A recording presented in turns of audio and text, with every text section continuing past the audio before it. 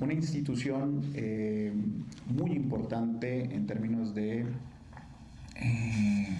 el estudio de las políticas públicas en México, ¿no? Junto con la Fundación Ru García. Ellos todo el tiempo están haciendo un esfuerzo enorme por el estudio de la movilidad social en México. Ese es el tema que nos reúne hoy aquí, ¿no? Es alrededor de lo que hablaremos. Y bueno, entonces agradezco al Departamento de Economía de manera especial por haber establecido este vínculo con el Centro de Estudios Espinosa Iglesias y en particular con Roberto para que nos hable de su libro. Y por supuesto tenemos algunos de sus profesores, de nuestros colegas, a manera de comentaristas, para que establezcamos un diálogo alrededor de este tema. Bueno, a mí la mayoría de personas que están aquí, alumnos, me refiero al auditorio, me conoce. Yo soy Owen Ceballos y voy a moderar este panel. Pese a que lo habíamos planeado mucho, hemos decidido cambiar un poco la dinámica. Teníamos en principio para la presentación de este libro a nuestros comentaristas, las opiniones de nuestros comentaristas. Sin embargo, el doctor Roberto Vélez nos ha traído una breve presentación acerca del libro para que ustedes se den una idea primero y luego podamos dialogar alrededor de él. Entonces vamos a iniciar por la presentación. Previo a la presentación, que le pido a Josué si nos la va instalando e iré presentando a cada uno de nuestros comentaristas en su momento, pues voy a presentar a nuestro invitado especial, ¿no? El doctor Roberto Vélez Grajales es director ejecutivo del Centro de Estudios Espinosa Iglesias, desde donde se ha especializado en temáticas de movilidad social e igualdad de oportunidades en México y ha publicado sobre el caso en revistas académicas, tanto nacionales como internacionales, ¿no? En particular, este libro es compartido con Luis Ángel Monroy Gómez Franco, ¿no? Que pues, hoy no nos acompaña, pero ya Roberto nos hará alusión a las partes en las que participaron, ¿no? Pues con el objetivo de impulsar una discusión pública informada sobre la desigualdad de oportunidades en México y a partir de su pleno convencimiento de que dicho enfoque debe constituirse en un pilar transversal del contrato social mexicano, recientemente Roberto publicó este libro que tienen ustedes ahí, ¿no? Por una cancha pareja. Igualdad de oportunidades para lograr un México más justo, grano de sal, CI 2023, escrito en conjunto con Luis Ángel, ¿no? Es licenciado en Economía por la Universidad de las Américas, la UDLA Puebla, y maestro en la misma disciplina por el Colegio de México. Además, obtuvo su grado de doctorado en Historia Moderna por la Universidad de Oxford en Inglaterra. Pertenece al Sistema Nacional de Investigadores, SNI, nivel 1. Les pido por favor que le demos la bienvenida a nuestro invitado.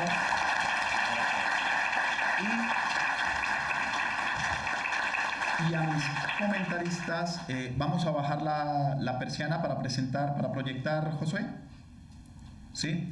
Entonces, a ver si nos pasamos para que escuchemos un ratito al frente a Roberto. Roberto, la dinámica pues es alrededor de unos 10 minutitos, entre 10 y 15 minutos, para que después podamos escuchar los comentarios y dialoguemos al respecto, ¿vale? Sí, vamos a proyectar adelante. Creo que vamos a proyectar adelante o atrás, al frente, entonces puedes usar enfrente. Sí, si no quedamos tapados. Este te lo puedes colocar por ahí en el bolsillo o si funciona. Si no, aquí tengo uno con un imán. ¿Tienes uno de imán? Aquí tengo uno con un imancito. Te lo puedes poner, mira, en la camisa. Pero creo que además hay que usar Josué, hay que usar el inalámbrico, hay que usar los dos. O con el pequeño es suficiente también. Entonces, puedo usar uno de estos inalámbricos. Gracias, Carlitos. Y estamos listos cuando quieran, por favor. Pueden proyectar.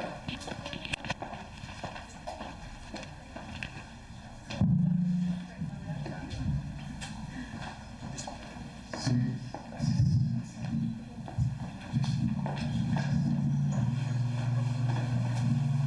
Hola, buenas tardes. antes que nada quiero agradecer a la UAM, en particular al Departamento de Economía por la invitación, y por supuesto agradecerle a Owen por esta invitación. Owen y yo nos conocemos ya no sé hace cuántos años, luego ya hacen las cuentas y ya saben cuántos años tenemos. Pero bueno, yo a Owen lo conocí cuando estaba haciendo su doctorado justamente en el Colegio de México, y cuando tuvo a bien, para los intereses del CEI, hacer una tesis que incorporaba un análisis de movilidad social relacionado con el tema de inclusión financiera, ¿no? Y hace poco le mandé nuestro reporte más reciente, que es justamente sobre movilidad social e inclusión financiera, porque incluimos un módulo de inclusión financiera en el levantamiento de nuestra encuesta más cercano, el de 2023, y pues yo creo que ya tendremos oportunidad de discutir esos resultados. Voy a ser muy breve. La verdad es que a veces esta presentación la hago como en 1 hora, pero no lo voy a hacer, sino que como tenemos un esquema de comentarios por parte de mis colegas, entonces nada, voy a ser muy breve en términos de la motivación del libro y algunos highlights, algunos digamos, datos importantes que quiero que queden ahí para la discusión. Con relación al... Si ponen la que sigue, por favor.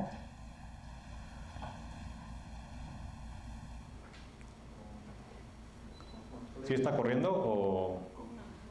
Bueno, no pasa nada. Cuando Luis y yo planeamos este libro, Luis había terminado su maestría y llegó al CEI. Quería pasar un tiempo escribiendo.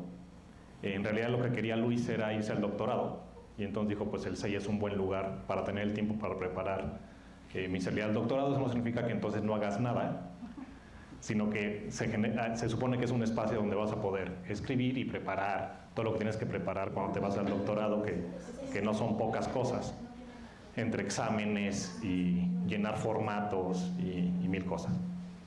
Y entonces, eso debe haber sido más o menos en 2016, 2017, y empezamos a trabajar de manera conjunta lo que yo ya trabajaba en el CEI, que era el tema de movilidad social, ¿no?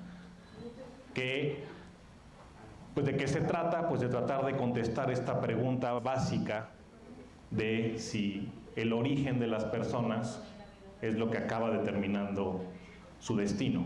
Y cuando digo origen me refiero a, en términos de la literatura de igualdad de oportunidades, a lo que se conoce como circunstancias. Circunstancias son todos aquellos factores sobre los cuales no tienes control, es decir, tú no los eliges. Y pues, ¿qué cosas no elegimos cuando nacemos? ¿Qué no elegimos? Nuestro nombre, nos lo ponen nuestros papás, ¿no? Nos lo ponen nuestros papás si tenemos papás, ¿no? O sea, el primer punto. Digo, todos tenemos papás, pero digamos, si están presentes. ¿Quién levantó la mano por ahí? El lugar de nacimiento. El lugar, es decir, nosotros, no sé si han visto esta película, que el fin de semana estábamos en una comida con amigos y estábamos platicando de cuando llevamos a los hijos al cine, y una cosa que yo les decía es que yo siempre que llevo a mis hijos al cine aprovecho para dormir. Pero en los ratitos en los que sí logro estar despierto, me acuerdo de verlos llevar a una película donde hay unos, entre comillas, niños que están por nacer, es decir, todavía no nacen, están como en un limbo, ¿no? Y están viendo lo que está pasando abajo.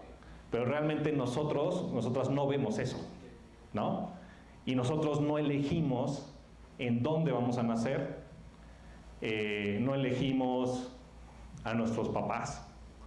No elegimos nacer en Ciudad de México o nacer en el norte del país o nacer en el sur del país. No elegimos nacer niño o niña, ¿verdad?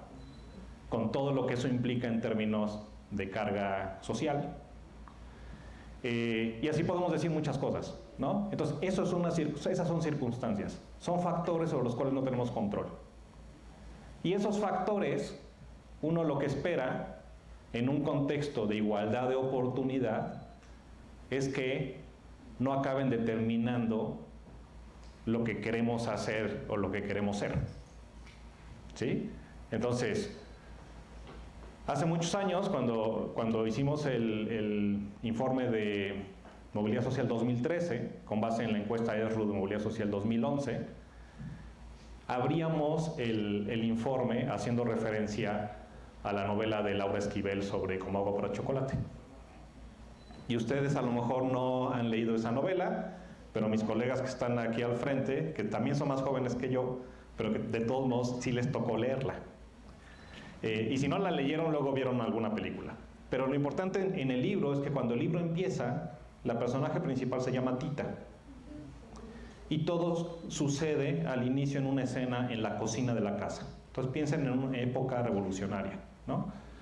¿Y qué es lo que va a pasar? Está llena la cocina. ¿Y quiénes están en la cocina? Las mujeres. ¿Y qué va a pasar? Que el novio de Tita va a llegar a la casa, sin que nadie lo sepa, y va a pedir la mano de Tita. Y una de las mujeres que están en la cocina es la mamá de Tita. Y la mamá, como casi todas las mamás, sabe qué es lo que va a pasar. O sea, que va a llegar este muchacho y va a pedir la mano de su hija. Y entonces se adelanta y le dice a Tita dos cosas. Bueno, le dice una: que ni crea que eso va a suceder, es decir, que él se va a casar con esa persona. Pero las razones que le da, las razones que esgrime por las cuales no van a conceder la mano son dos. Una, que es la menor de sus hermanos. Y dos, ¿cuál? Que es mujer. Y como es la menor y es mujer, su destino, su obligación, es cuidar de sus padres hasta el día que mueran. ¿Sí? Y entonces Laura Esquivel hace un juego de palabras entre el destino de Tita y la mesa sobre la que derrama sus lágrimas. Porque la mesa es una cosa inamovible. Es decir, no va a experimentar ningún tipo de posibilidad de elección, de vida. En ese sentido, donde empezó se va a quedar. No habrá movilidad social. ¿Sí? Entonces, el concepto de poder ser y de poder hacer es clave. Eso viene de la literatura de Amartya Sen y Martha Nussbaum sobre funcionamientos y capacidades, ¿no? Entonces, ¿qué significa poder hacer? No necesariamente significa tener el derecho a hacerlo, sino que efectivamente puedas hacerlo. ¿Qué le hacemos a un libro? ¿Qué le hacemos a un libro? Lo leemos. ¿Y por qué ustedes me contestan eso?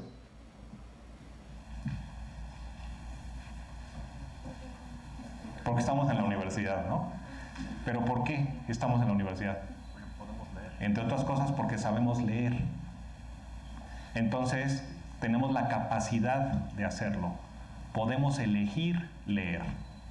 ¿Qué le podemos hacer a un libro además de leerlo? Rayarlo, romperlo, encender el boiler, usarlo para equilibrar una silla, atorar la puerta. Todos esos usos. ¿Y cuál es el uso que nosotros le damos? Las personas que estamos aquí, leerlo.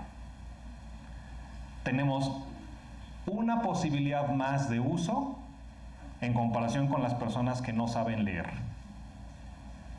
Entonces somos más libres, porque tenemos esa capacidad de elección.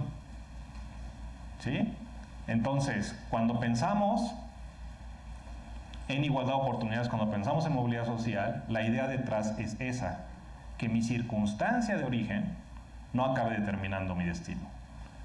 Que si yo nazco en un hogar donde mis papás no saben leer y escribir, no importa.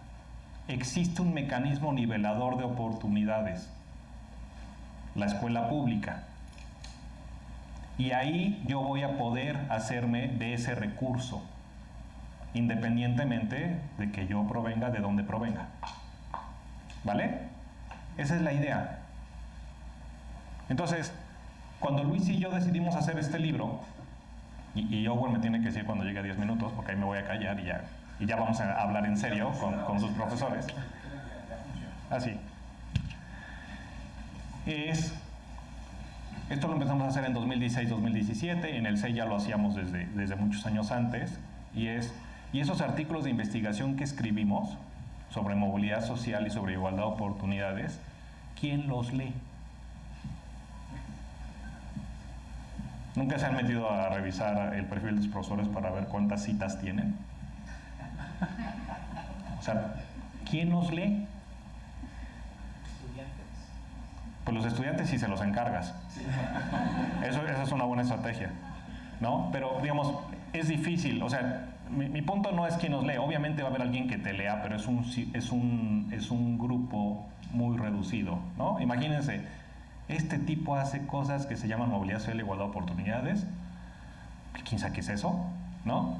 Y solo lo hacen unas cuantas personas en México y unas cuantas más en el mundo y ya está. Entonces, ¿quién te lee? Esas personas, que son pocas. Pero para nosotros una idea de estas características es muy importante. ¿Por qué? Porque tiene que ver con definiciones de reglas del juego y de cómo queremos que nuestra sociedad funcione. Y entonces la decisión que tomamos Luis y yo fue intentar escribir un libro que saliera del ámbito del circuito en el que normalmente nos movemos aquí todos nuestros colegas y yo, ¿no? Entonces por eso escribimos ese libro. Y también, ¿por qué nosotros decíamos este es un libro que hay que escribir en ese sentido? ¿Les gustan las redes sociales? ¿Y se meten a discusiones en serio en las redes sociales o lo usan para aligerar la vida? Si entran en cualquiera de los dos ámbitos, en el de aligerar la vida o en el de un poco que dicen que son más serios, esto se discute todo el tiempo, ¿no? Y entonces te dicen, y en el libro hablamos de dichos de Salinas Pliego, ¿no? Por ejemplo. Y entonces te dicen, lo que importa es la pobreza, no la desigualdad. Entonces decimos, la desigualdad de oportunidades, de hecho dicen, la igualdad de oportunidades es lo importante. Ok, estoy de acuerdo, pero ¿cuáles son las circunstancias? ¿Hay efectivamente igualdad de oportunidades o no hay igualdad de oportunidades? Y como lo estamos discutiendo en redes sociales, entonces nosotros consideramos que hay que discutirlo en serio. Y entonces si vamos a emitir una opinión en la red social sobre el que si quiere puede, entonces tenemos que entender por qué el que quiere pudo y por qué también el que quiere a veces o muchas veces no puede. ¿Sí? Tenemos que saber de qué tamaño son las barreras a las que nos enfrentamos y cuál es el esfuerzo que implica el poder superar estas barreras. Para poder entender entonces por qué tenemos un país con el nivel de pobreza que tenemos, con el grado de desigualdad de resultados que tenemos y que ambas, en buena medida, están explicadas justamente por un problema de desigualdad de oportunidades. De eso se trata el libro.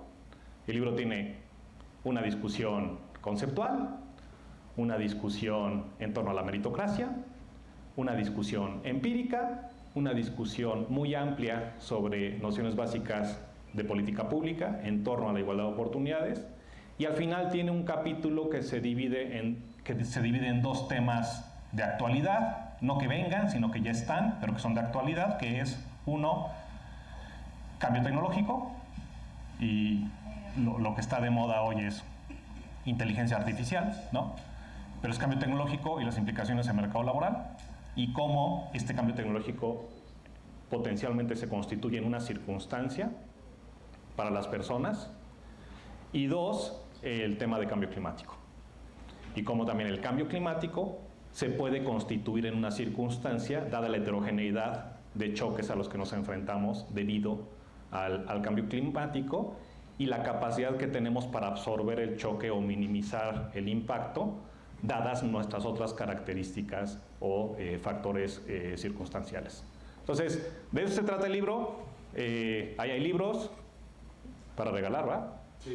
Entonces, es un libro de 175 páginas, más o menos, cortito, lo pueden leer en 5 horas. Van a encontrar ejemplos muy simples, se van a encontrar ejemplos como Lionel Messi, se van a encontrar cosas parecidas a las que le conté a Tita. A Tita no la van a encontrar en el libro porque de esa ya habíamos platicado antes hace muchos años, pero sí van a encontrar sí se encuentran más algo relacionado con Tita, porque no solo vamos a hablar de Messi, de Lionel, sino que vamos a hablar de Leonela y qué es lo que hubiera pasado con su vida dado que es Leonela, ¿no? Entonces los invito a leer el libro y yo me quedo escuchando a mis colegas para que les pueda dar respuestas si es que es necesario.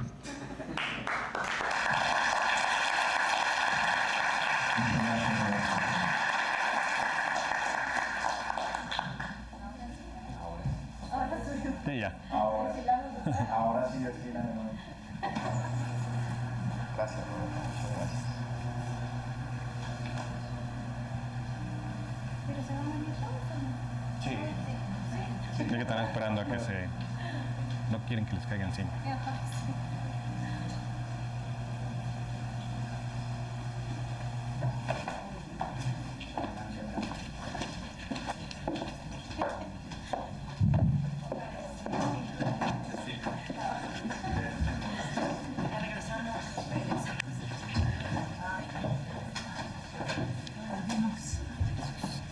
Tiene imán, ¿eh? Genial. ¿Qué significa? Ah, ok. Sí, fíjate que sí. Bueno, agradecemos de nuevo a Roberto por la invitación y la motivación a leer su libro. Uno de los elementos a resaltar justamente es que de verdad el libro es una lectura no técnica, ¿no? Nosotros estamos acostumbrados a, como decía Roberto, ¿quién lee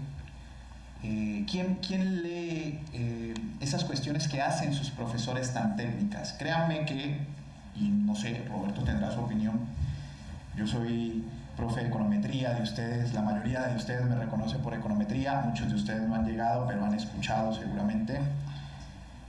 Para poder hacer una lectura o llegar a una discusión como la que tiene el libro, se necesitan primero elementos rigurosos y científicos detrás.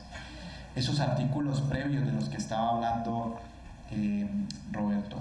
Pero también para introducirnos en ello, necesitamos una lectura sencilla, fluida, una lectura que nos haga sentir cómodos e identificados. Eso logra por una cancha pareja, ¿no? Entonces,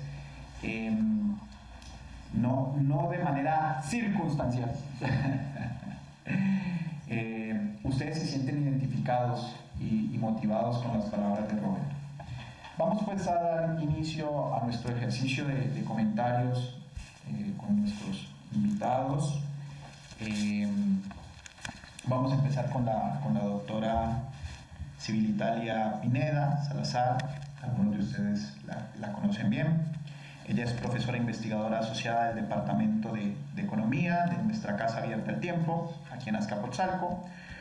Colabora con el área de Sociedad y Acumulación Capitalista y es miembro del Seminario de Investigación Precios, Moneda y Dinámica Económica, ¿no?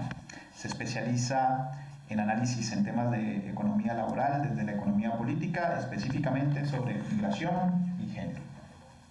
Obtuvo el grado de licenciada en Economía y una especialización en Comercio Internacional en la Facultad de la Universidad Rafael Landívar en Guatemala, el grado de maestra y doctora en Ciencias Económicas por la Universidad Autónoma Metropolitana en México. Ha realizado estudios como becaria en la Universidad Pontificia Comillas en España, en la Universidad Kingston en Reino Unido, en el Levitt Economics Institute en New York y en la Comisión Económica para América Latina CEPAL en Chile. Cuenta con el reconocimiento de candidata del Sistema Nacional de Investigadores e Investigadoras SNI de la CCT en México. Doctora, Gracias. por favor, la escuchamos. Gracias por esa presentación tan extensa. extensa. Bueno, ya tengo muy aquí bien. el micrófono. Bien, muchísimas gracias. Buenas tardes a todos. Antes de iniciar mi comentario del texto, me gustaría obviamente agradecer al doctor Owen Ceballos por la invitación a participar en esta presentación y permitirme discutir un poco el texto y compartir algunas ideas con Roberto, con María del Ángel y Carlos. Creo que en términos generales este foro es muy importante porque el texto que se nos presenta hoy nos recuerda que analizar y debatir sobre la desigualdad económica siempre es necesario y urgente.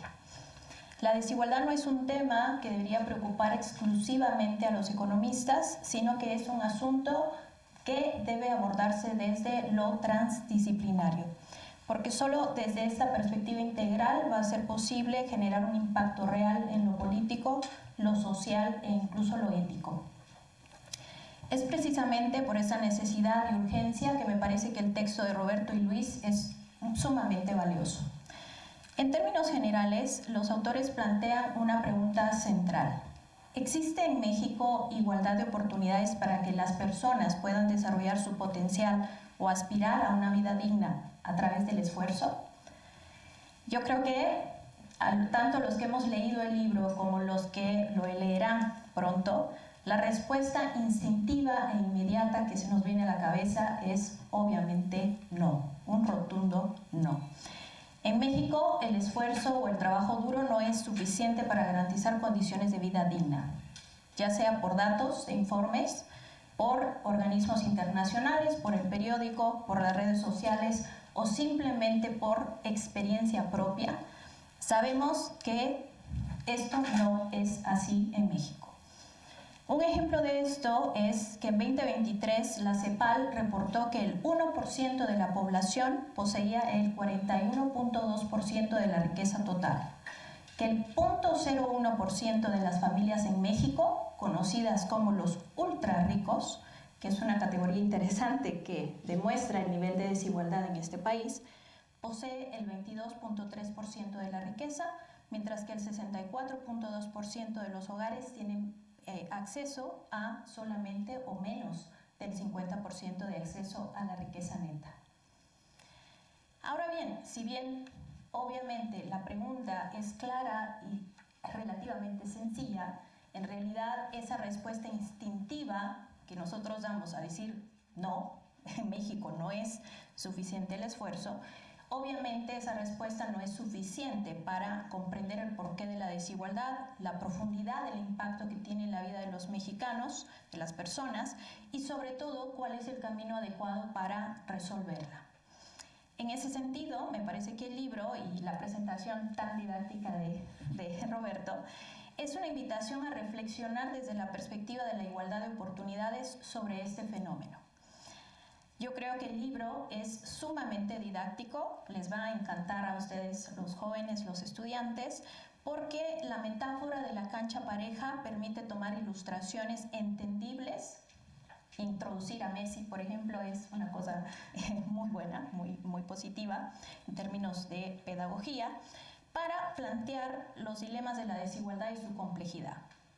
En los 7 capítulos, los autores logran, creo yo, con maestría, explorar el alcance y los límites de las herramientas teórico-conceptuales, el cual es complementado con evidencia empírica y un análisis cuantitativo riguroso, cuyas conclusiones resultan ser bastante interesantes. Ahora, mi tarea como comentarista, lamentablemente para ustedes, no es presentarles un resumen del libro, sino invitarles a leerlo y que ustedes puedan sacar sus propias conclusiones. Así que en términos generales, comento que los hallazgos son sumamente importantes.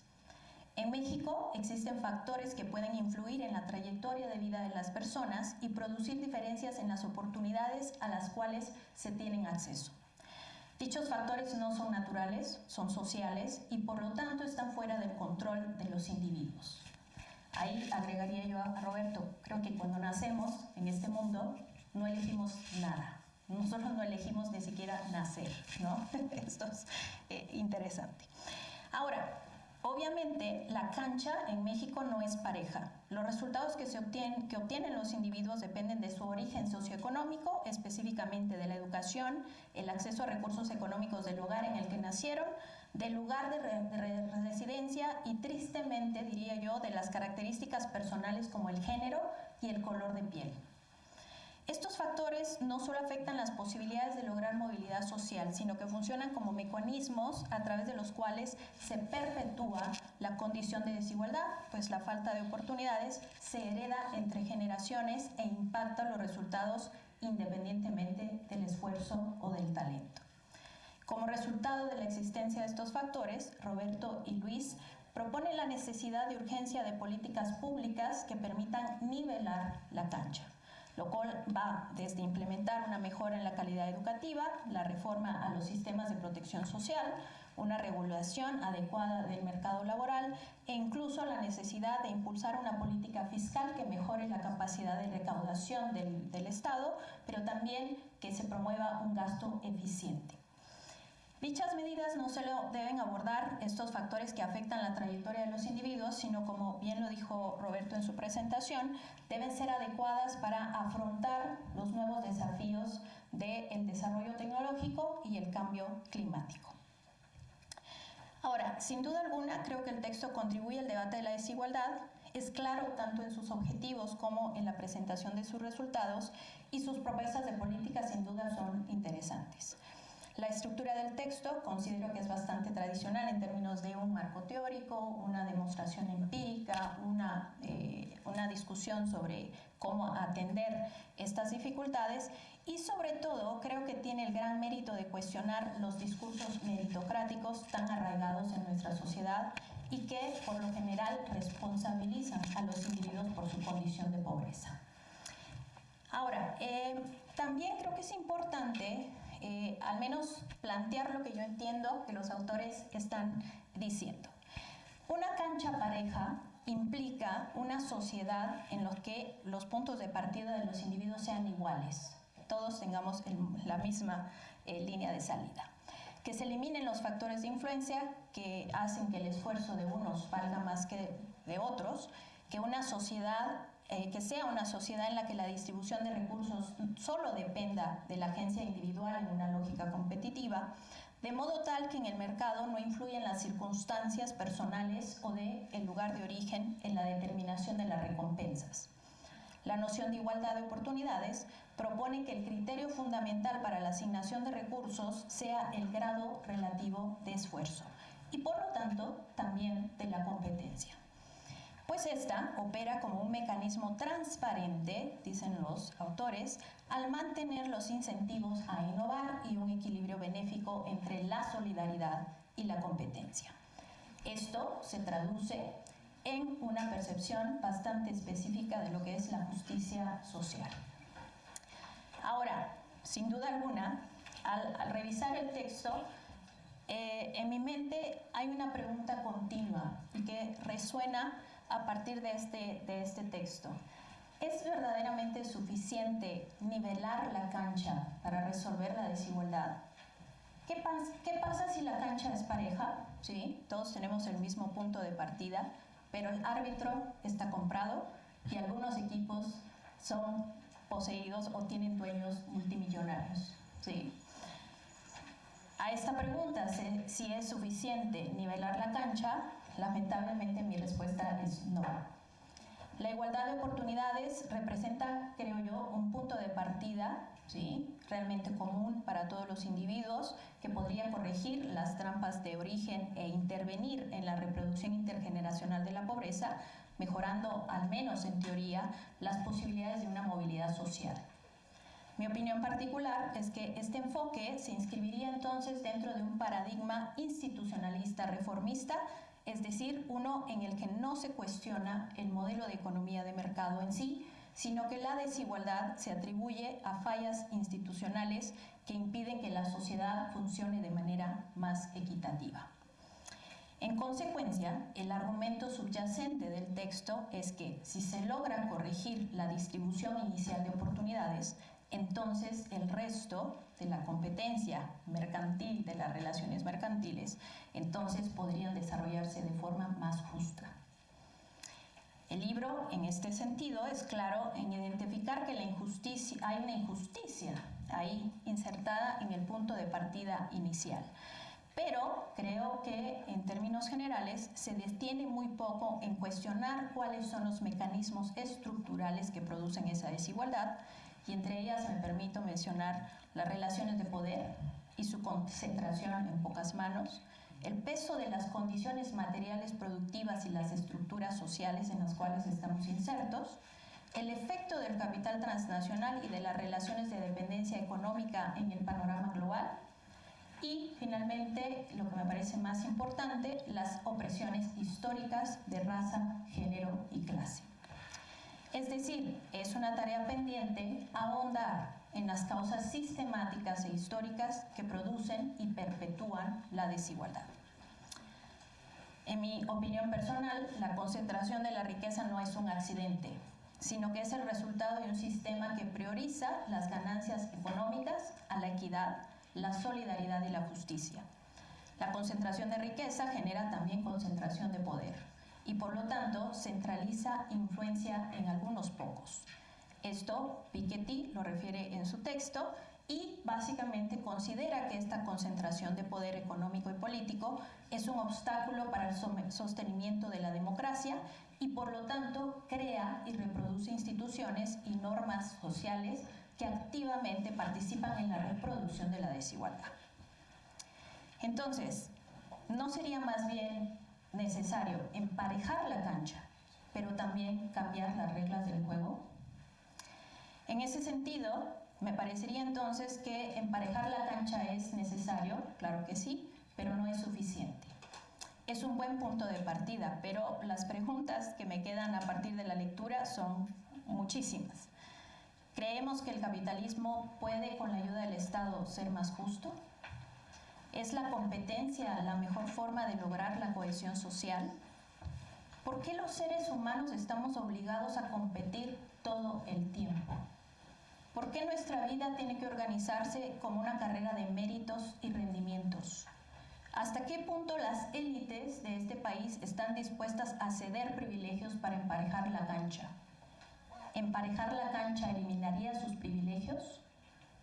¿Puede existir justicia distributiva sin una disputa por el poder económico y político? ¿Se producirían conflictos sociales en la búsqueda del emparejamiento de la cancha? ¿Y cómo serían esos conflictos sociales? En fin, son preguntas bastante complejas y obviamente pendientes, que todos creo que en la ciencia estamos tratando de responder. Quisiera finalizar entonces diciendo que estas cuestiones que surgen de la lectura del texto para nada le restan importancia y valor a la contribución de Roberto y Luis. Al contrario, creo que los autores es eso lo que buscan provocar: inquietudes, preguntas, interrogantes, ¿no? Y en ese sentido, creo que el libro es exitoso a invitarnos a repensar la desigualdad no como una cuestión individual, sino como un problema de diseño institucional.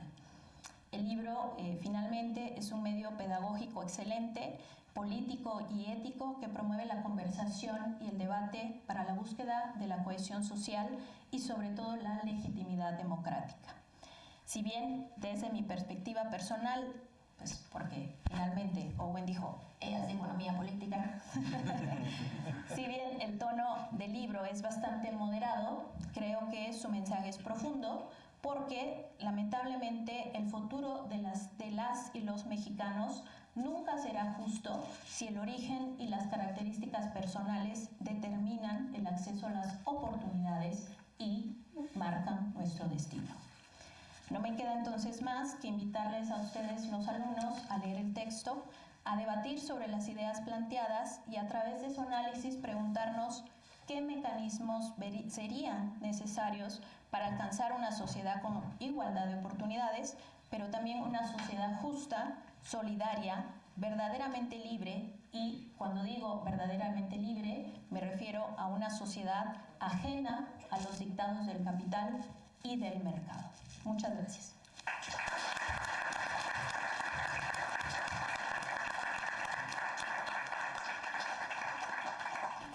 Italia, muchas gracias por Italia, muchas gracias por tu opinión. Realmente una reflexión muy interesante. Esta idea de igualdad de oportunidades como condiciones de inicio y hasta dónde motivan la igualdad.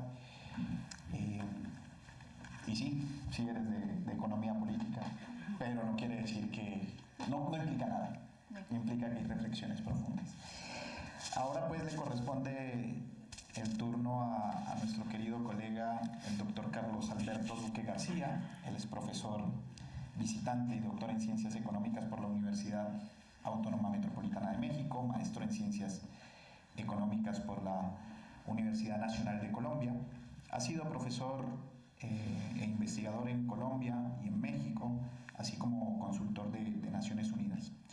Sus investigaciones más recientes han aparecido publicadas en las revistas Problemas del Desarrollo, Review of Radical Political Economics, Capital and Class, Review of Social Economy, entre otras. Sus líneas de investigación también tienen que ver con economía política, pero también con la economía del cuidado y la econometría aplicada. Entonces son temas de desarrollo. Antes de darle la palabra a Carlos, yo quiero decir que, chicos, no se sientan presionados, o sea, conocemos nuestras dinámicas, ¿no? Sabemos que es horario de clase, que es la 1 de la tarde, entonces quienes se tengan que retirar adelante. Nosotros seguiremos dialogando, de verdad el tema es muy interesante. Este es un buen momento para quienes tienen que partir. Y le digo a Roberto, no te preocupes, hay mucho que discutir aquí en la mesa, mucho que te quieren decir, ya la cara de Roberto. Entonces, gracias a quienes pudieron estar con nosotros. Carlos, por favor, adelante, te cedo la palabra. Muchas gracias, Italia. Muy buenas tardes ya a todas y todos. Un agradecimiento muy profundo al doctor Owen por la invitación y también al doctor Roberto por su asistencia. Acá, bienvenido a la Universidad Autónoma Metropolitana Unidad Azcapotzalco. Y bueno, en primer lugar quiero felicitarlos por el trabajo que han hecho. Me parece que la divulgación, la difusión amplia de los resultados de investigación ha tenido una tendencia en los últimos quizás 20 años o quizás un poco más a ser minusvalorada, ¿no? a ser como considerada como una pérdida de tiempo, entre comillas. Pues hay profundas explicaciones en últimas institucionales a esto, pero me parece que este ejercicio de ir un poco a contracorriente es muy valioso, además porque siento que no se sacrifica el rigor. Obviamente es un texto mucho más accesible que los artículos, que son varios. Estaba mirando, hay toda una línea de investigación de varios años, no solamente de ustedes dos, sino también del equipo del Centro de Estudios, y también hay investigadores de otras partes del mundo. Entonces, justo creo que el libro cumple esa función doble de divulgar, de explicar, pero también de introducir a los lectores y lectoras a profundizar. Yo quedé con muchas ganas de entender algunos detalles metodológicos y creo que muchos de los lectores y lectoras lo harán. Entonces, lo primero que quería era un poco resaltar eso, resaltar la importancia de la divulgación, la importancia de tender barreras, tender puentes entre la literatura especializada, que obviamente tiene pues sus limitaciones y también sus ventajas, y procurar que la ciencia y que la investigación social pues sea accesible para todas y todos. Lo segundo que quiero señalar es que comparto el espíritu ético del libro, para decirlo en un sentido, recordando un poco a Montesquieu, ¿no?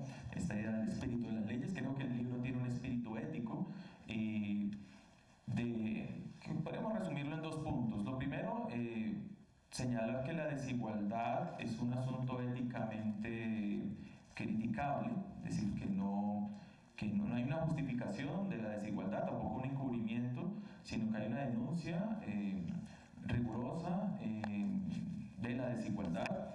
No solo, me gusta mucho el capítulo 2 en el que controvierten con las corrientes que plantean que el que es pobre porque quiere, que lo que importa es la desigualdad de oportunidades y no la desigualdad de resultados, etcétera, etcétera, ¿no? Todas estas posiciones un poco que defienden abiertamente la desigualdad, que casi siempre pues vienen de personas privilegiadas, como decía, es una excelente intervención en Italia ahorita, que casi que quedó sin ideas un poco, ¿no?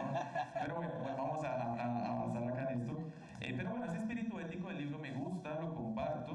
Y también la idea de que la desigualdad no es natural, es una idea muy vieja en las ciencias.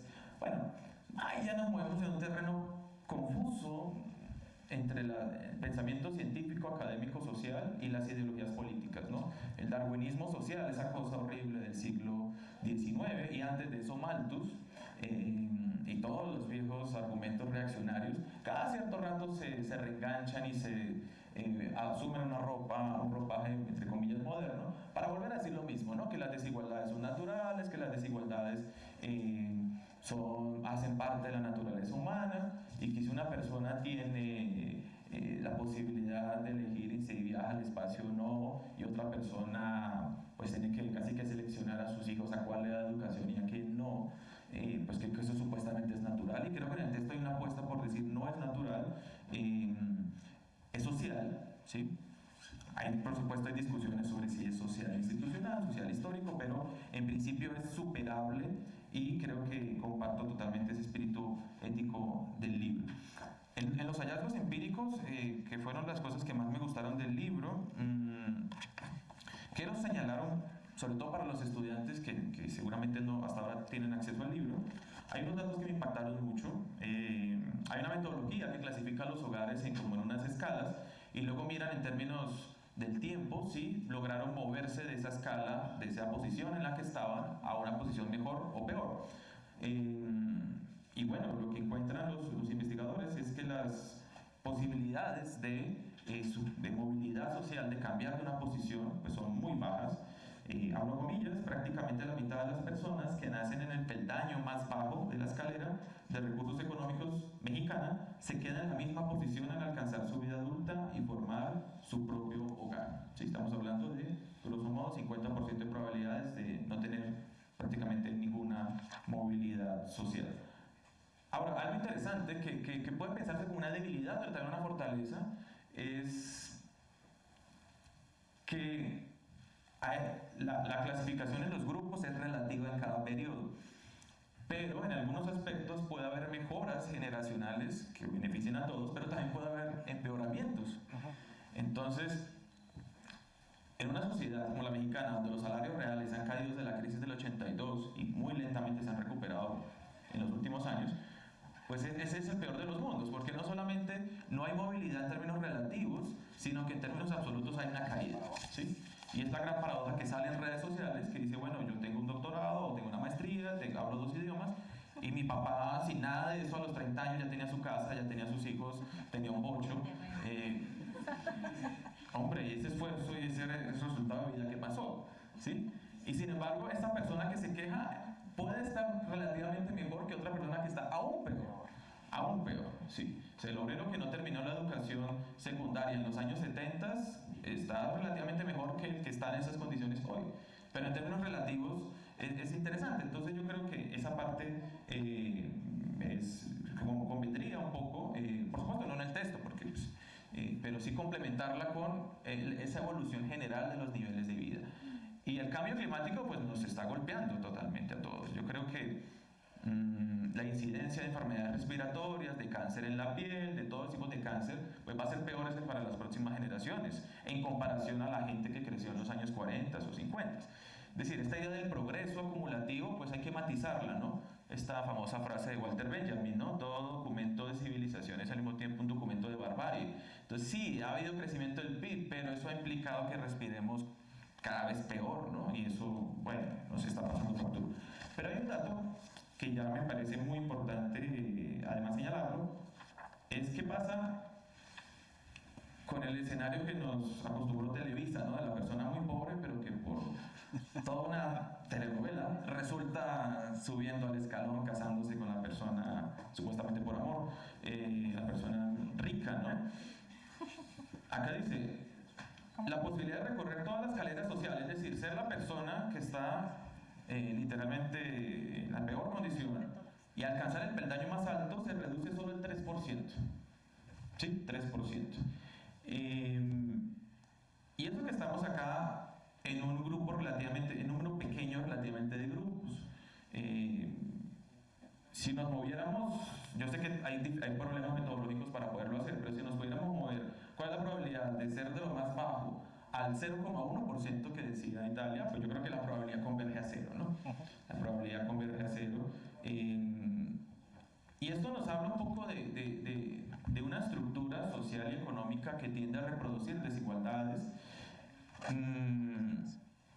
Y dadas las características de la encuesta, que son encuestas, las dos son encuestas de hogares, pues obviamente por muestreo no está el 0, ni el 1% más rico, ni siquiera el 0,1% más rico. De ahí la importancia de complementar estos estudios con datos tributarios, ¿no? Y aún los datos tributarios no capturan la enorme concentración de riqueza, primero que se evade, que no se reporta, y la riqueza ilegal, que es muy importante para entender cosas como, por ejemplo, en los territorios muy pobres, hay capitales mafiosos que operan y personas con unos ingresos enormes que obviamente no aparecen en ninguna base de datos y que sin embargo atraen a jóvenes que deseosos de salir de esa situación de pobreza, de exclusión, pues ven una posibilidad de movilidad social vinculándose con el crimen organizado. Y bueno, algunos lo logran por algunos días o meses o semanas y al final el destino es trágico. Entonces, los resultados acá nos dan una primera aproximación que de por sí es grave, pero la realidad es peor, si se quiere, ¿sí? La realidad es peor. Y quiero acá señalar algo, además para no repetir ideas con Italia, que esto no es un asunto solo de México, es decir, los que me conocen saben que soy de Colombia. Alguien puede decir, bueno, pero ese colombiano está hablando de desigualdad y cómo está su país. No, el país sí yo creo que está peor. Es posible que esté peor por muchas razones. Los datos más o menos sugieren que los niveles de desigualdad, de concentración, son similares. De hecho, hay un estudio que ustedes citan de un autor que utiliza algún cálculo para igualdad de oportunidades en Colombia y pues los resultados no es que sean mejores. Entonces, esto es un hecho estilizado, como dicen, de todas las economías capitalistas y especialmente más grave en América Latina y seguramente en zonas del tercer mundo. Entonces, creo que los resultados que se muestran y algunas de las propuestas al final del libro pues son muy importantes. Yo creo que también hay otra cuestión en la cual coincidimos, aunque quizás las implicaciones después ahí sí ya nos separan, pero lo que coincidimos es que el mercado no resuelve espontáneamente estas enormes asimetrías y desigualdades. Sí, repito, el mercado, el sistema de precios, descentralizado, con derechos de propiedad, bla, bla, bla, o el capitalismo, como le decimos desde otras tradiciones, no resuelve espontáneamente estas desigualdades. Hay una idea implícita, o más o menos explícita en algunas partes, que plantea que en principio una economía de mercado es compatible con una mayor igualdad de oportunidades. Ahí es donde tenemos una diferencia, porque pues, considero que no. No solo desigualdad de resultados, sino también desigualdad de oportunidades, por una razón muy sencilla, y es que la principal fuerza económica es el capital, pero no el capital humano, sino el capital de verdad, que está profundamente concentrado. Creo que con Italia consultamos el mismo documento de la CEPAL, donde habla que la concentración de activos, o sea, no el ingreso, que el ingreso no tiene... En los activos hay un dato de la CEPAL que dice que para México el 1% posee el 87.9% de la riqueza financiera. Es decir, 1% posee el 87.9% de la riqueza financiera. Yo diría, bueno, para igualar la cancha, asignemos aleatoriamente esta riqueza financiera entre todos los individuos de la sociedad cada cierto tiempo, ¿no? Igualemos la capacidad de incidir en la inversión, en las grandes decisiones económicas que en últimas están pues concentradas en el 1%, hagámoslas democráticas, ¿no? Eso en principio no equivale a eliminar los mercados. Se podría pensar en una sociedad de mercado que funcione con estos mecanismos. Pero sabemos que hay obstáculos políticos de poder que impiden siquiera plantear esto en serio, ¿no? Se dirían, pues está loco, o sea, ¿cómo vamos a hacer esto, no? Por mucho menos ha habido represión y violencias políticas mucho peores, ¿no? Digamos, el caso de la reforma agraria es un caso histórico. Bueno, no tengo los datos de concentración de la tierra, pero eso es otro tipo, ¿no? Una enorme concentración de la tierra pues limita las capacidades, la igualdad de oportunidades del campesinado, de las comunidades indígenas y demás. Y en el caso de mi país, pues eso ha costado 60 años de conflicto armado y bueno, y todavía la tierra resulta fuertemente concentrada, ¿no? Entonces, esta vieja idea, esa vieja consigna que se hizo famosa en México de tierra y libertad me parece muy interesante porque tiene que haber una redistribución de la propiedad para que haya condiciones para igualar la cancha y para explorar otras, también estoy de acuerdo con Italia, explorar otras reglas de juego también. Pensémoslo como un post-mercado también, ¿sí? O una combinación entre mercado y otro tipo de instituciones de coordinación. Es interesante que incluso León Barras, que pues, todos lo conocen, que no tiene nada de marxista, estaba a favor de la nacionalización de la tierra. Y hoy hablar de nacionalización de la tierra lo pone a uno en el extremo político más, más rojo. Y era algo que estaba en Barras, ¿no? Entonces, el propio Ricardo fue un gran crítico de la renta. ¿Qué diría Ricardo hoy de las rentas urbanas, no? Que ya no es tanto la renta rural, que también es importante, sino las rentas urbanas, ¿no? O sea, para Ricardo la renta no crea riqueza, es una sustracción de riqueza. Entonces, todas las rentas que valen 30.000, 40.000, 50.000 pesos acá en Ciudad de México es una sustracción de valor creado por otros. En Ricardo, no estoy hablando de Marx todavía, es Ricardo. Porque Marx ya habló la compañera. Entonces, creo que son ideas que quiero un poco traer a colación. Yo ya termino de nuevo y felicitando porque justamente esto, la diferencia de perspectivas, de enfoques, creo que no es un defecto, sino es algo que enriquece a la academia, enriquece a la discusión en economía. Y bueno, pues muchas gracias por escucharme y escuchamos a la compañera.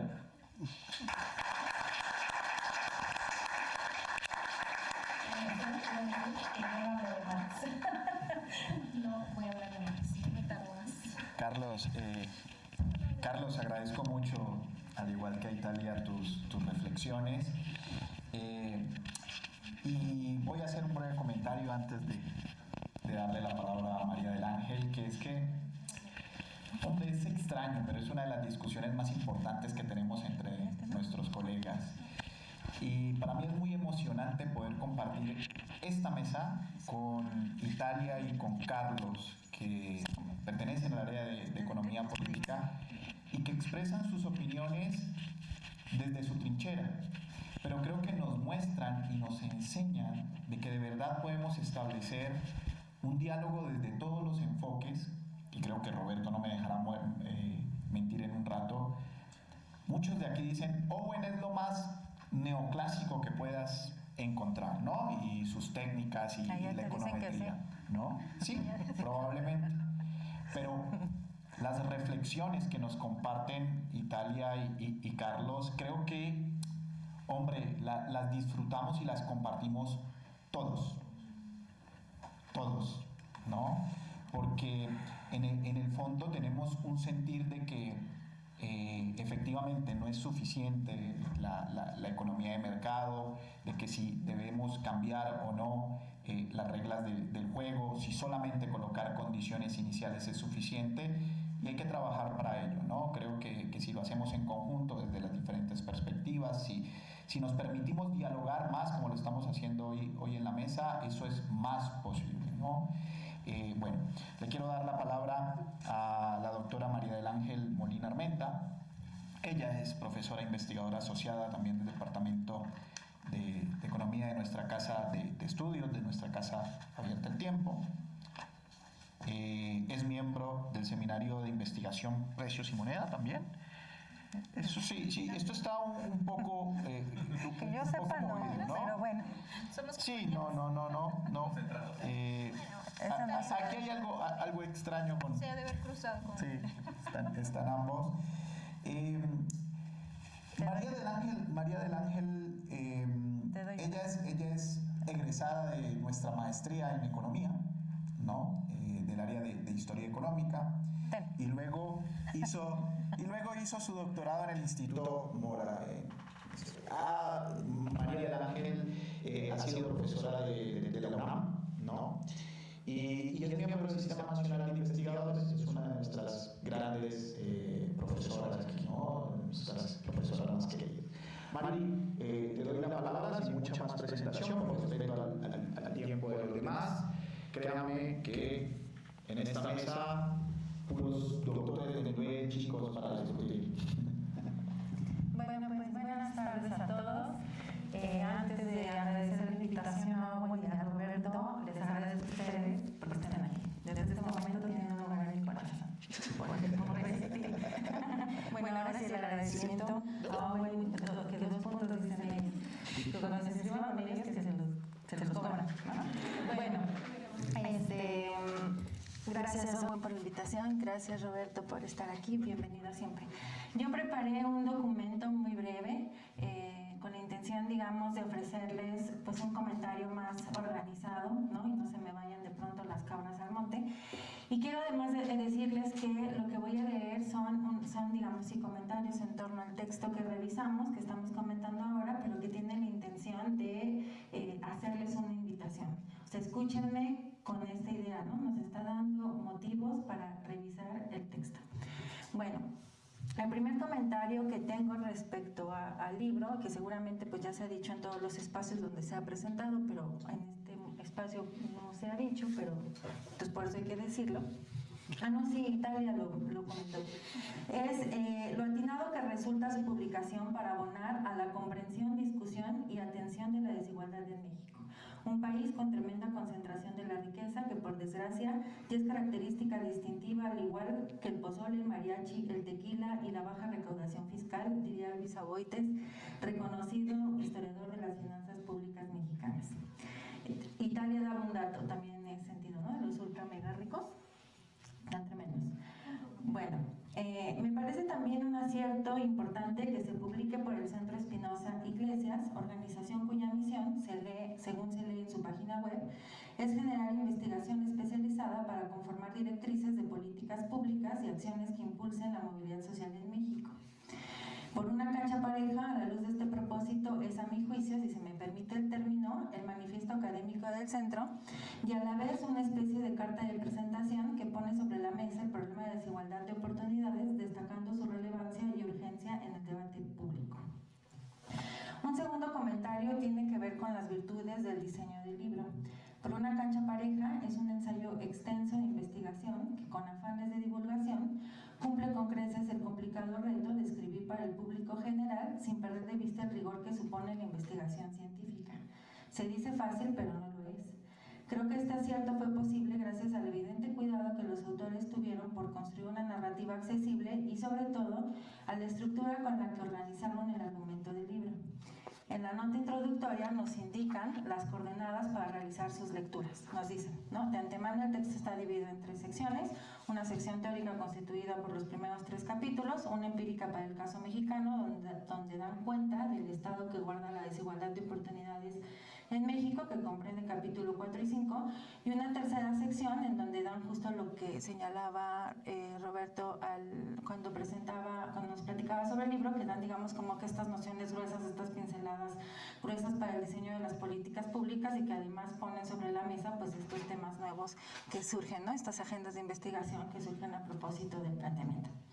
Bueno, por ningún motivo quiero hacer un resumen de lo que ustedes encontrarán en dicha nota, porque pues obviamente los estoy invitando a que lo lean, ¿no?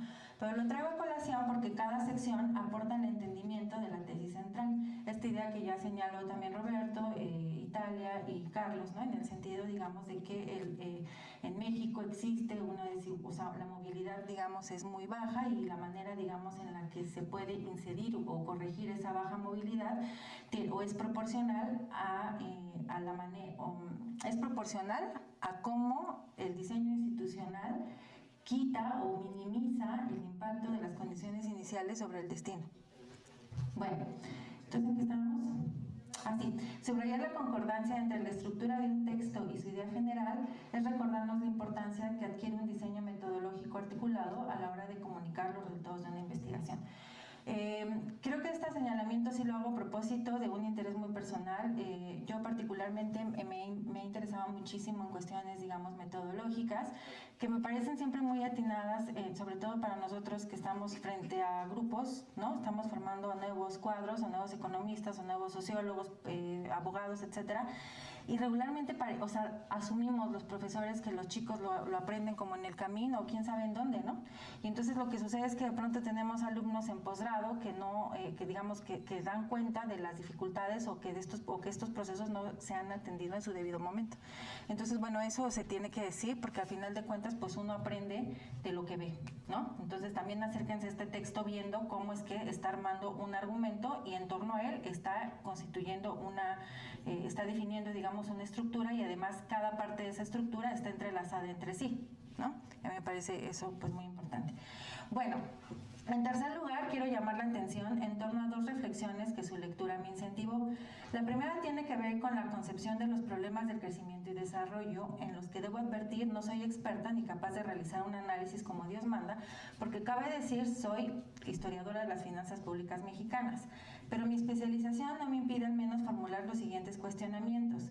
¿Cómo se concibe el planteamiento del texto que comentamos, o sea, esto que la propuesta de por una cancha pareja, a la luz de las teorías del crecimiento y desarrollo elaboradas entre la posguerra y antes del resurgimiento de las interpretaciones institucionalistas? ¿Cuáles son las diferencias? ¿Cómo entienden la riqueza de las naciones? Digamos, aludiendo un tanto a un texto clásico de Jaime Ross, ¿no? De la riqueza de las naciones en el siglo XXI. Bueno, ya habrá manera de atender bien a bien mis preguntas, pero lo cierto es que a mi manera de ver, el planteamiento del libro que nos ocupa supone una relación, si no recíproca entre desarrollo y crecimiento, sí distinta a aquella que reconoce el crecimiento como un impulsor del desarrollo.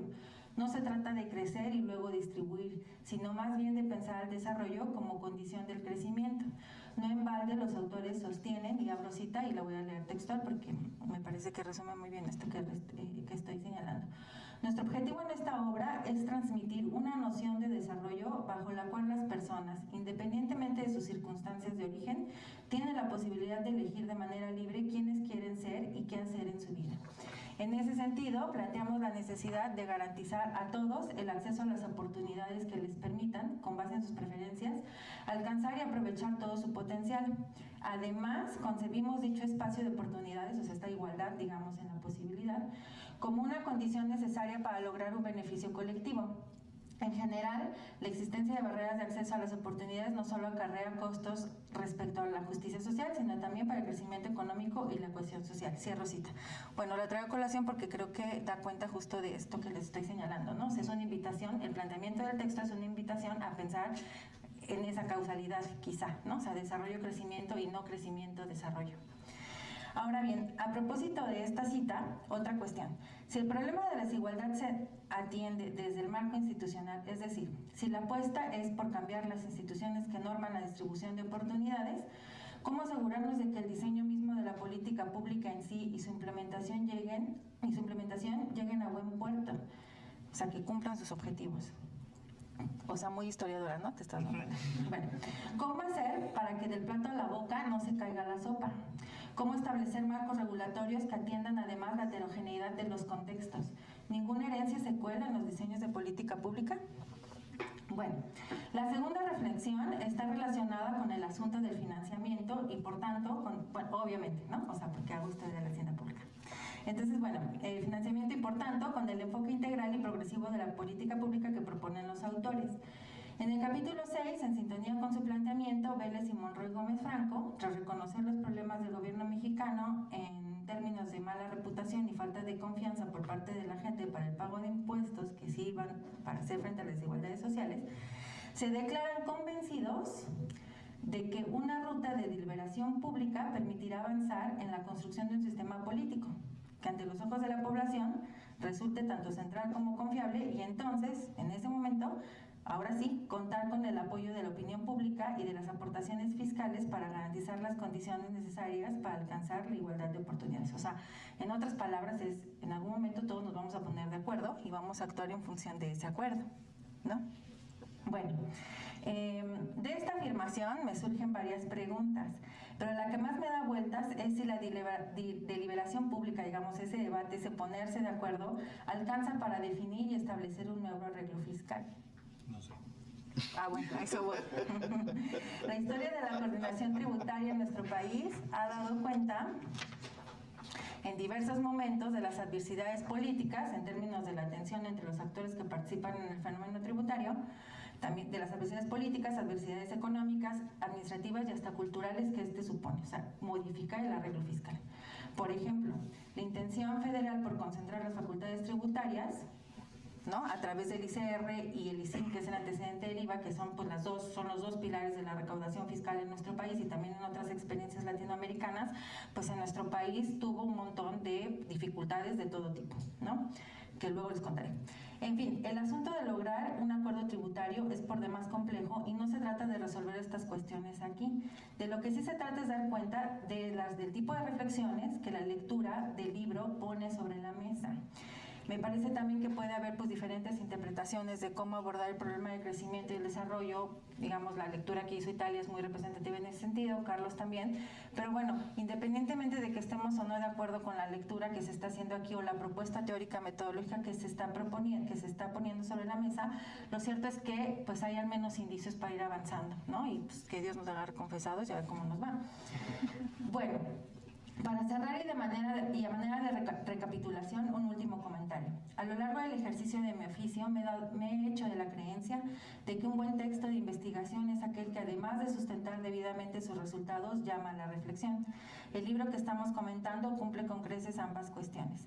A través de su contenido busca generar conciencia y promover un análisis crítico sobre la igualdad de oportunidades y su garantía desde la implementación de políticas públicas, invitando a repensar modelos existentes y a construir soluciones más inclusivas y justas para toda la sociedad.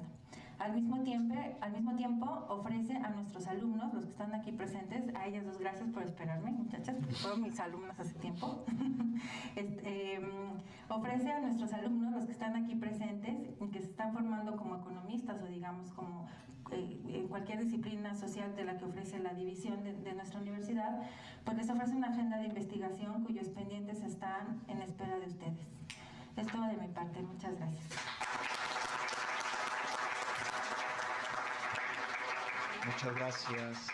Muchas gracias, doctora Molina Armenta. Y muchas gracias a los tres. Roberto, no es una emboscada, no es coincidencia. De verdad estoy profundamente agradecido por los comentarios, las reflexiones, creo que son muy profundas. Roberto ya nos comentará algo. Roberto, 5 o 10 minutitos porque se nos agota el tiempo de lo que quieras comentar y reflexionar acerca de lo que nuestros comentaristas han expuesto. ¿Empresas? Con mucho gusto. Por favor. 5 o 10 minutitos por comentario. Adelante, date gusto. No, antes que nada, muchísimas gracias por sus comentarios. Luis y yo siempre agradecemos este tipo de reflexiones. Yo creo que el libro cumple ese cometido que nosotros teníamos en un principio, que es desatar una discusión, ¿no? O sea, sí tenemos, como decía Carlos, un punto de partida en términos de nuestra posición política con relación al tema de igualdad de oportunidad. Sí es un manifiesto, no sé si el SEI lo quiera hacer todo suyo, por eso nosotros sacamos los informes de movilidad social y luego yo ya escribí el libro, porque no necesariamente todo está compartido ahí. Pero digamos, sí, lo que hace el libro es apoyarse en toda la información primaria que se ha generado en el centro, ¿no? Y sí tenemos en el eslogan que hay que promover la igualdad de oportunidades para impulsar la movilidad social, ¿no? Entonces, hasta ahí vamos bien. El director ejecutivo con la organización no se ha peleado en términos conceptuales. Ahora, yo creo que efectivamente un libro con estas características, hay varios temas que deja, simplemente los coloca, pero no necesariamente profundiza, ¿no? Entonces, en el caso de lo que comentaba Italia, creo que una cosa muy importante en términos de definición es cuando nosotros nos apropiamos del enfoque de Sen y de Nussbaum, ¿no? Y decimos, es el querer ser y el querer hacer, y no establecemos un punto de destino, ¿no? En ese sentido, nosotros nos estamos desmarcando de lo establecido en ese sentido. Es decir, cuando en la literatura siempre, y cuando hacía referencia a esta discusión, María del Ángel, de la riqueza de las naciones y qué entendemos por crecimiento y qué entendemos por desarrollo, nosotros sí estamos desmarcados de ahí. Es decir, no decimos ese sigue siendo el objetivo. Simplemente nosotros vamos a este enfoque más micro de libertad individual, entendida como libertad efectiva, y decimos, la gente establece, hay un punto de partida, pero el punto de destino no está definido, ¿no? Eso creo que sí es muy importante remarcarlo.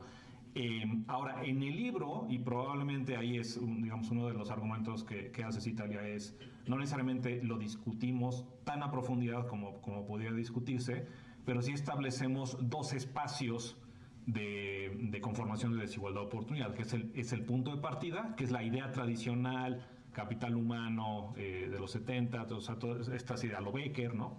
Dotación inicial, pero sí hacemos referencia en el libro a la problemática de desigualdad de oportunidad en los mecanismos de asignación de recompensas, es decir, cuando se cristaliza o se realiza la desigualdad de resultados, ¿no? Entonces, eso efectivamente, como tú dices, es algo que hay que discutir. Pero nosotros no damos por sentado que, como está la estructura, lo único que tenemos que resolver es el problema de dotación inicial. Entonces decimos, sí hay un problema. Tan hay un problema que uno de los componentes clave de la que nosotros definimos como desigualdad de oportunidad, pero que se ve reflejado en un problema de desigualdad de resultados, es la desigualdad de trato. Por quién eres, ¿no? En términos de fenotipo, ¿no? O sea, si eres una mujer, si eres una persona con tono de piel oscuro, si eres una población con cierta adscripción étnica, ¿no? Entonces ahí nosotros sí, no concedemos, ¿no? A cómo está establecido el sistema, ¿no? Entonces ahí me voy a detener porque ya no me va a dar más chance, ¿no? En cuanto a lo que mencionaba Carlos, o sea, eso es que decías de Darwin, ¿no? Y Malthus. El darwinismo social. Sí. No, sí, lo entiendo. O sea, de hecho, si nos vamos a un tema de biología humana, que lo tratamos en el libro, cuando hacemos esta aproximación a antropometría histórica, que fue lo que tuvo que ver con mi formación doctoral cuando hice historia económica, y ya luego abandoné el buque, pero bueno, tuve esa formación. La aproximación es desde esa perspectiva de antropometría histórica, y entonces tú lo que estás haciendo es hablar en términos de estaturas de biología humana, ¿no? Y entonces, ¿qué significa desigualdad en un contexto ¿qué implica de qué tamaño es la desigualdad de resultado en un contexto de igualdad de oportunidad? Que es muy importante que eso lo tengan bien claro. O sea, una cosa es desigualdad de oportunidad, otra cosa es la realización. O sea, dada el grado de desigualdad de oportunidad, tú tienes cierta realización que se va a reflejar en la desigualdad de resultado. Si pensamos en cosas muy básicas, como una población más o menos comunista, o sea, las ratas, que son unos mamíferos, igual que nosotros, y nosotros trazamos la distribución de estatura promedio, de tamaño promedio de las ratas, de una población de ratas, la distribución va a ser aproximadamente normal. Eso es lo que vas a encontrar. O sea, no vas a encontrar una distribución uniforme, no vas a encontrar una distribución al estilo de la que tenemos en nuestra distribución de resultados, sino que va a ser más o menos una distribución normal. ¿Y eso qué implica en términos naturales?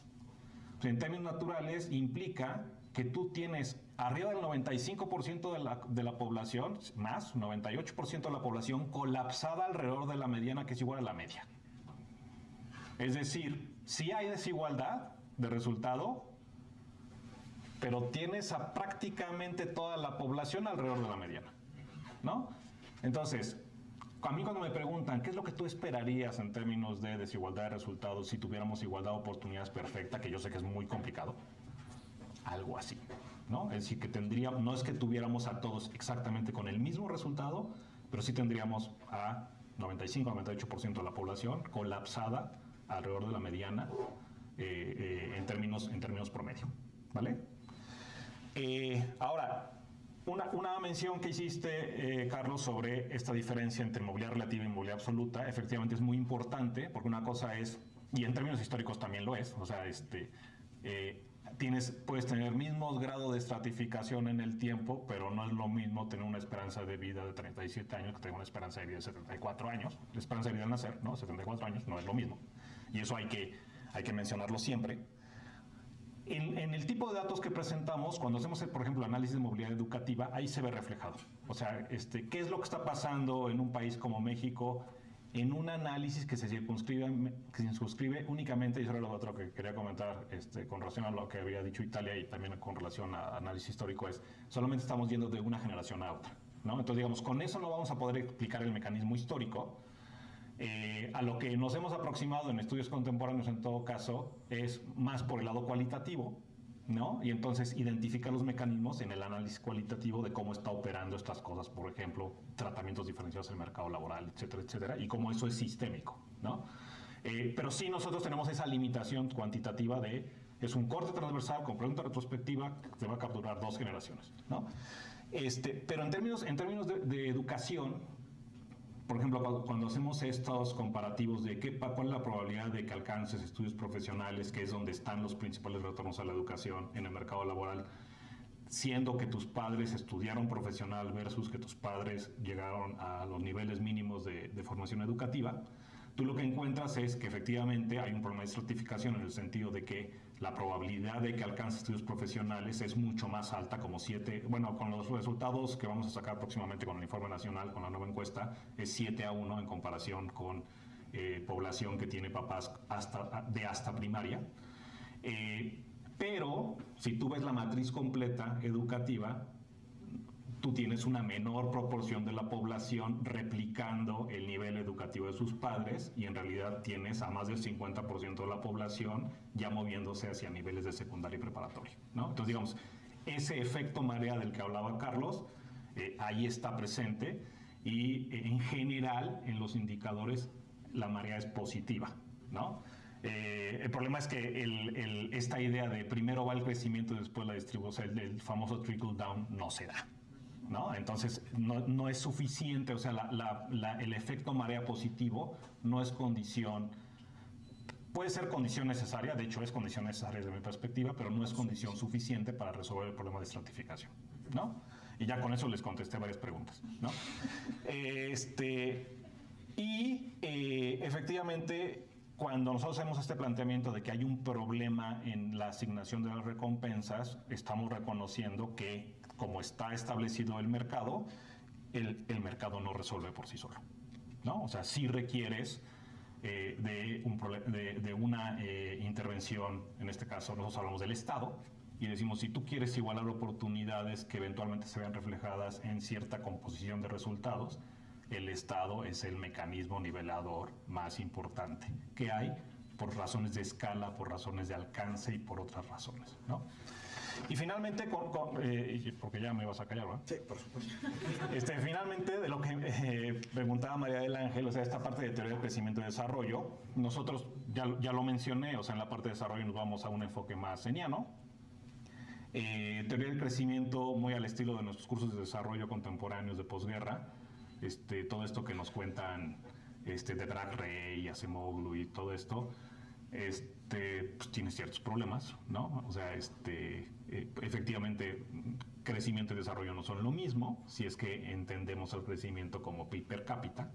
¿Por qué? Porque pues, hay una cosa que se llama varianza, y las varianzas son distintas entre las distintas sociedades, pero una cosa muy importante, que es a lo que quiero llegar con tu planteamiento, es los estudios contemporáneos empíricos, históricos que han hecho este análisis de correlación e incluso de causalidad entre crecimiento y desigualdad de resultado, han arrojado resultados distintos a los que obteníamos típicamente en los estudios empíricos de los 90, ¿no? O sea, ¿qué es lo que se está identificando? Que cuando tú tratas de aislar el efecto del tamaño de la desigualdad sobre el potencial de crecimiento, si solamente te mueves en los promedios, entonces la relación, la dirección de la relación no está clara, pero cuando empiezas a ubicarte en ciertos lugares de la distribución, empieza a clarificarse. ¿En qué sentido? En que la desigualdad beneficia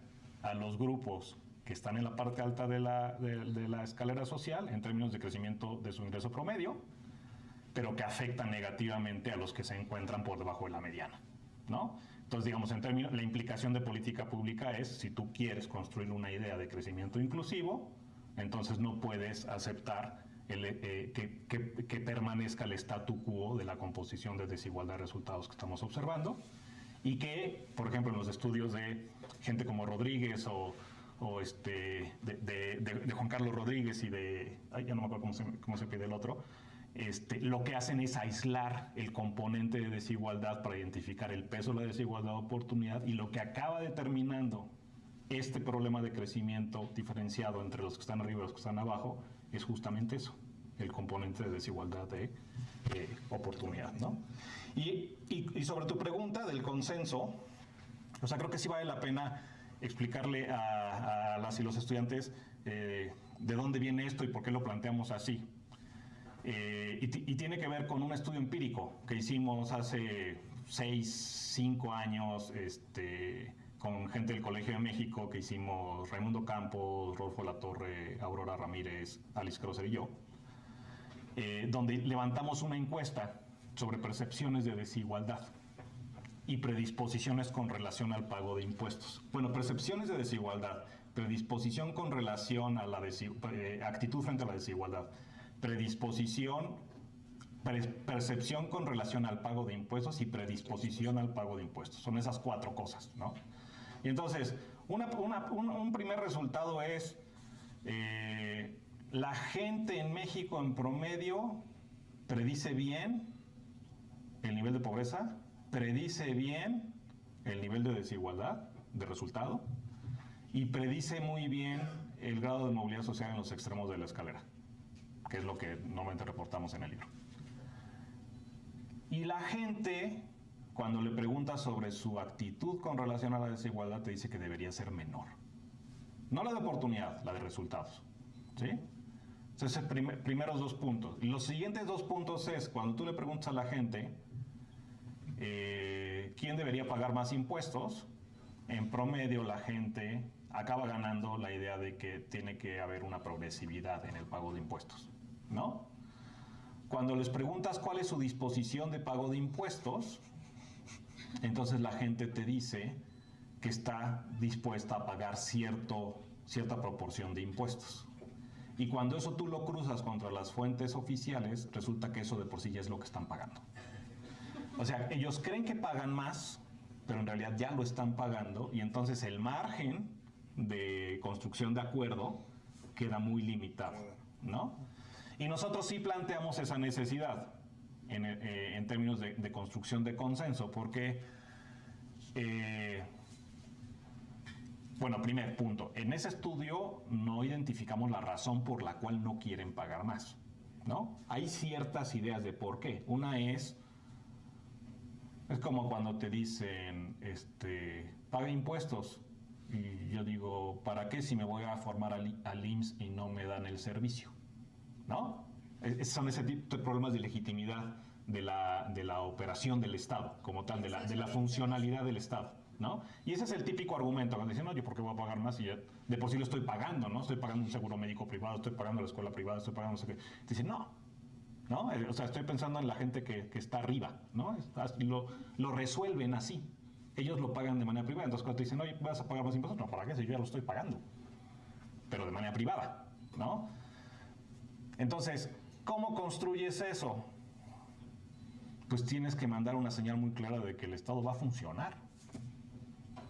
O sea, a final de cuentas va a resultar muy complicado que tú le digas algo a alguien, por definición vas a pagar más independientemente de que esto no funcione. Eso va a ser muy difícil, ¿no? Entonces, en la construcción del consenso también tenemos que construir eso, es decir, tenemos que establecer la demanda social y la presión suficiente para que el Estado acabe siendo funcional, ¿no? Yo no diría que tenemos un Estado totalmente disfuncional, pero yo creo que sí tenemos un Estado con un margen de mejora muy, muy, muy importante, ¿no? Y si no construimos esa legitimidad, mandando buenas señales, entonces sí va a ser muy difícil construir el consenso con una estructura como la que estamos pensando de mayor progresividad y tal. Ahora, En las propuestas más recientes del SEI, en el marco de la campaña electoral, pues nosotros no, hace como 13 años sí rompimos rompimos una lanza en favor de una generalización del IVA, ¿sí? Para la construcción de un sistema de protección social universal. En nuestra propuesta del año pasado, lo que hicimos fue plantear la necesidad de recuperar o mejorar cobro de impuestos patrimoniales. ¿Pero cuáles? Los que ya existen y que no están en desuso o en mal uso en términos del cobro. Entonces, yo creo que tenemos que empezar por cobrar impuestos patrimoniales existentes como lo son el predial, que entonces tienes que recuperar toda tu capacidad en términos de definición de valor con relación al catastro y luego generar una capacidad de cobro, que esa yo creo que se puede resolver fácilmente, y estás cobrando patrimonialmente. Y dos, tenemos que recuperar impuestos como la tenencia vehicular, que existen, que están funcionando, pero en sentido opuesto, es decir, están siendo subsidiados. Entonces, los que tenemos un coche no lo pagamos, ¿no? Entonces, esos son el tipo de impuestos patrimoniales que existen legalmente y que no están operando, ¿no? Y ya luego podemos pensar en otros, pero primero los que ya existen, porque si no vamos a tener que llegar a la Cámara a negociar la creación de nuevos impuestos y eso no va a pasar. Estos ya existen, ¿no? Y ahí me detengo.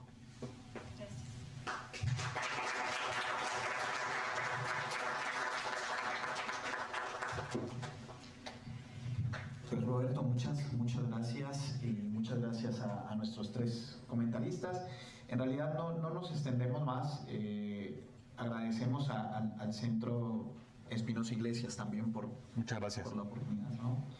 Y antes de irnos, chicos, hay algunos anuncios. Primero, ¿todos tienen libro ya? No, bueno. Y aparte a algunos les va a tocar libros con firma del autor, entonces esos valen más cuando los vayan a vender.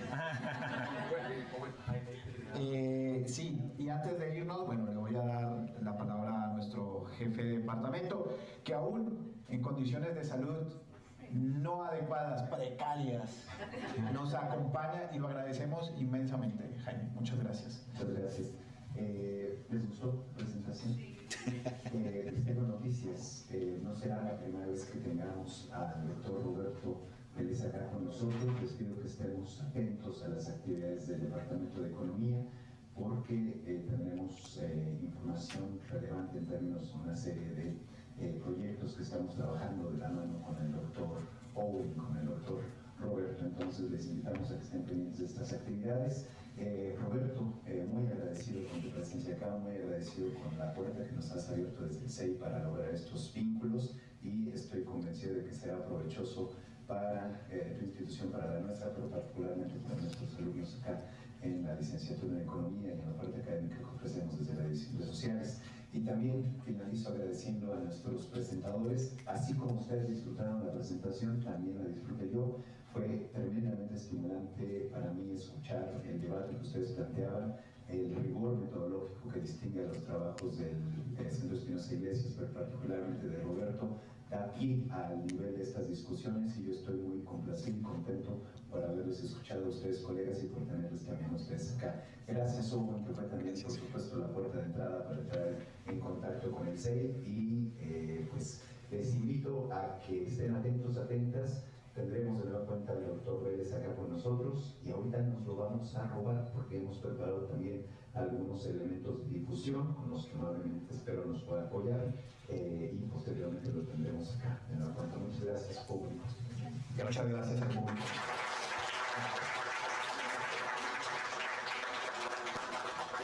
De verdad, Roberto, mil gracias. Gracias a ti. Los estudiantes motivados. Por favor. Se me olvidó un aplauso para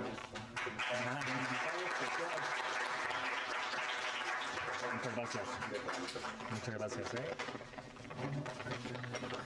mejor que nos retrasemos un poquito. Sí. Planeada la posibilidad Sí, siento el retraso.